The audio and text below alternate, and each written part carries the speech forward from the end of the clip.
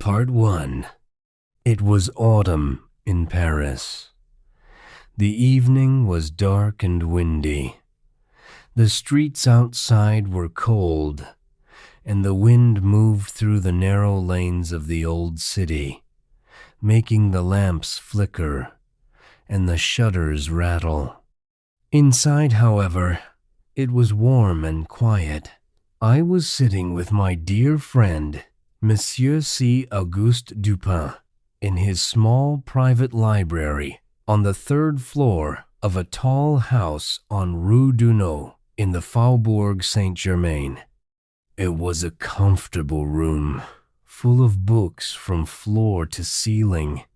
The air smelled of pipe smoke and old paper, a pleasant and familiar smell.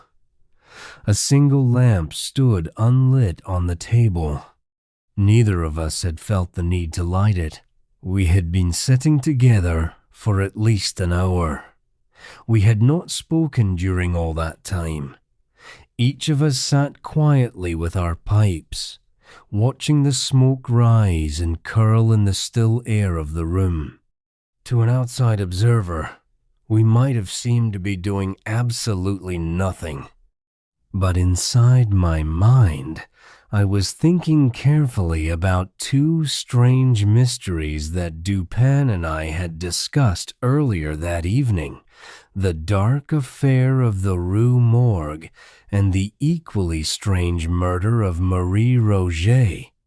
Both cases had been solved by Dupin's remarkable intellect, and I could not stop turning them over in my memory, examining them from different angles. I was deep in these thoughts when, suddenly, the door of our apartment flew open. A man stepped in from the cold hallway. It was our old acquaintance, Monsieur G., the chief of the Parisian police, the prefect, as people called him. We had not seen him for several years, and yet he looked exactly the same. A broad man, well-dressed, with an air of great importance about him. There was something both amusing and irritating about him. He believed himself to be enormously clever, and yet he was not nearly as clever as he thought. Still, he was entertaining company, and we were glad to see him. We welcomed him warmly. We invited him to sit. Dupin stood up, intending to light a lamp so that we could see our visitor more clearly, but the prefect quickly explained that he had come to ask for help. He had a problem, an official problem, connected to his work, and he wanted Dupin's opinion on it. He seemed slightly embarrassed about asking, as though he felt he ought to be able to handle the matter himself. But he was clearly in need of assistance. Hearing this, Dupin sat back down again and did not light the lamp after all. "If this is a matter that requires serious thought," said Dupin calmly, settling back into his chair and drawing on his pipe, "we will actually think better here in the dark.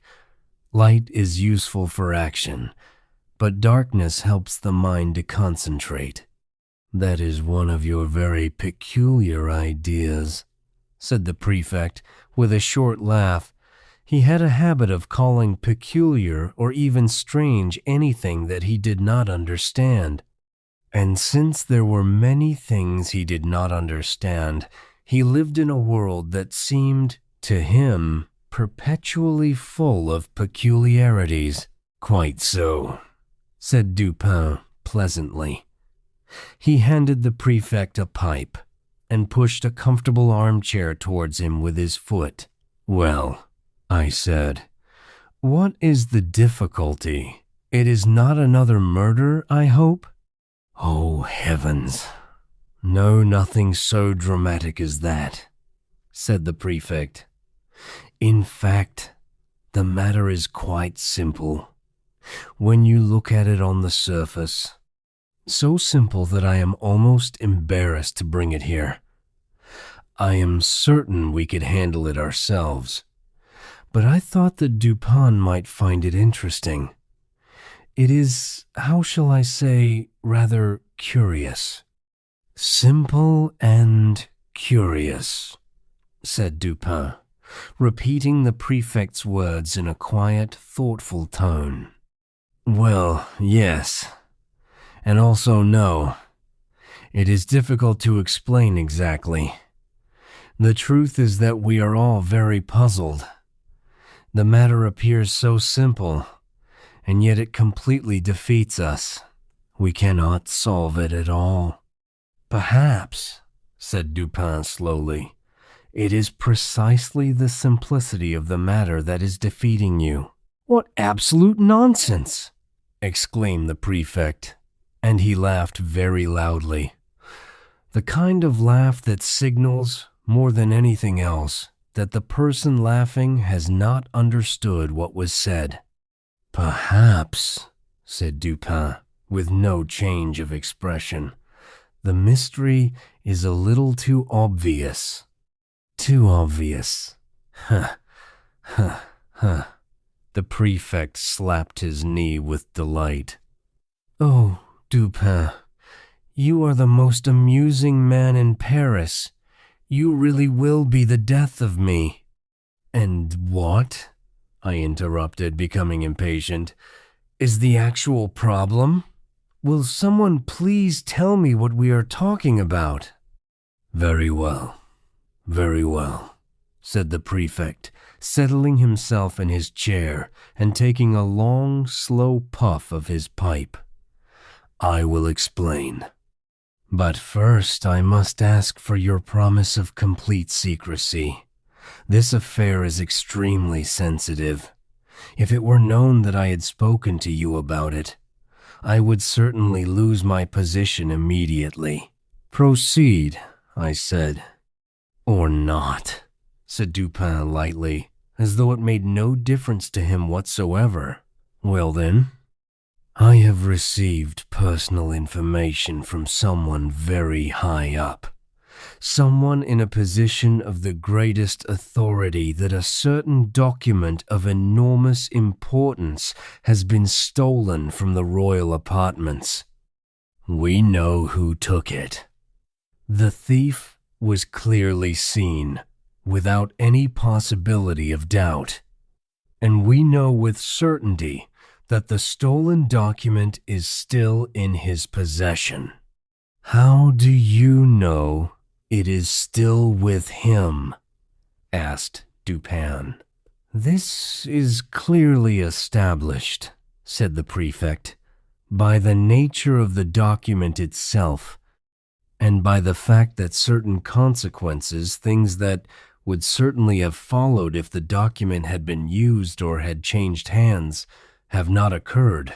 In short, the thief still has the letter, and has not yet used it against the person it was taken from.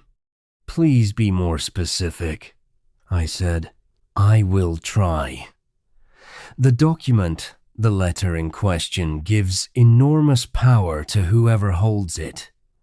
It gives power over a certain person of very high importance indeed. That person is deeply threatened by the existence of this letter. She cannot allow it to be seen by anyone, and as long as the thief holds it, he can do exactly as he pleases with it, and with her. I begin to understand, said Dupin quietly. There is a certain royal lady, the prefect continued, lowering his voice. She received a private letter, a very personal letter, while she was alone in her private rooms. While she was reading it, she was suddenly interrupted.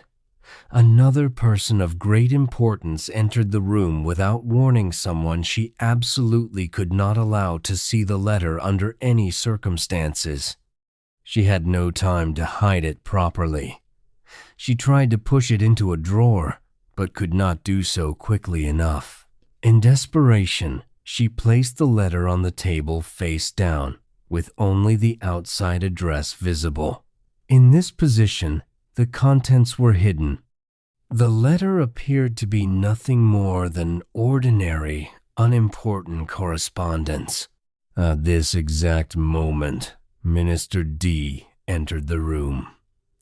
He's a man with very sharp eyes and a remarkably quick mind.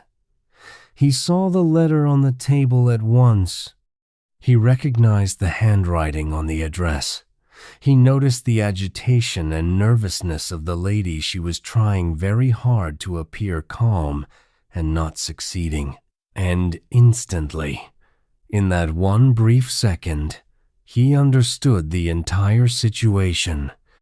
The minister conducted his business, whatever it was, with his usual quick efficiency.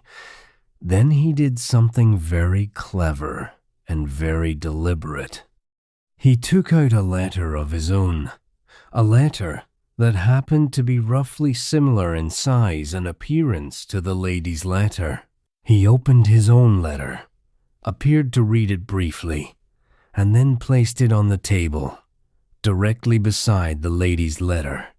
He continued his conversation, talking about politics and official matters for perhaps 15 minutes. Then, when the time came to leave, he picked up the lady's letter from the table and left his own worthless letter in its place. The lady saw everything that happened.